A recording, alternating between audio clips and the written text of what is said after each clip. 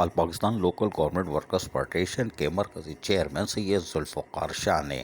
کراچی میں مزدوروں کی آواز ملک نواز کے انتقال کے بعد جہاں 3 روزہ سوگ منایا، وہاں تمام بلدیاتی یونین ایک چھت تلے افسردہ دکھائی دے رہی تھیں۔ تاہم سید ذوالفقار شاہ نے سجن یونین کے مشین پول ڈپارٹمنٹ کے صدر شبیر جدون کے ہمراہ ملک نواز کے اہل خانہ سے عیادت کرنے کے لیے چکوال کا رخ کیا تھا، اور چکوال پہنچ کے انہوں نے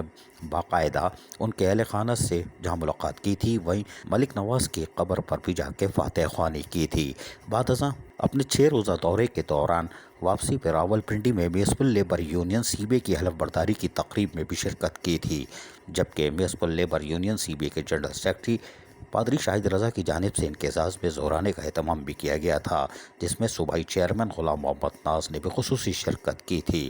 تاہم چکوال میں ملک کے ممتاز مزدور رہنما ملک نواز کی قبر پر جہاں حاضری دینے کے بعد اور پسماندگان سے تعزیت کرنے کے بعد روانہ ہوئے، تو وہیں ہری پور میں ممتاز مسلم لیگی مزدور رہنما اسحاق سلیمان خلیل کے بڑے صاحبزادے یوسف سلیمان خلیل کی دعوت ولیمہ میں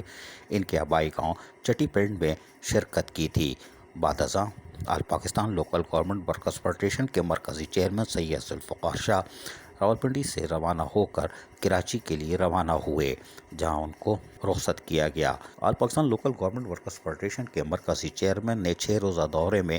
جہاں ملک نواز کو نہیں بھولا، اور یقینی طور پر ملک نواز کو بلدیاتی یونین کبھی فراموش نہیں کر سکیں گی، لیکن یہ محبت تھی کہ ملک نواز ان کے رائٹ ہینڈ تھے، اور یہی وجہ تھی کہ وہ چکوال تک گئے، لیکن اب واپس کراچی پہنچ چکے ہیں۔ عزیز عارف، KBS بلدیاتی نیوز، کراچی۔ ایسی ہی خوبصورت ویڈیوز فیوچر میں حاصل کرنے کے لیے ریڈ بٹن پر کلک کر کے اور بیل آئیکن کو پریس کر کے ہم سب کے سبسکرائبر بننا مت بھولیے۔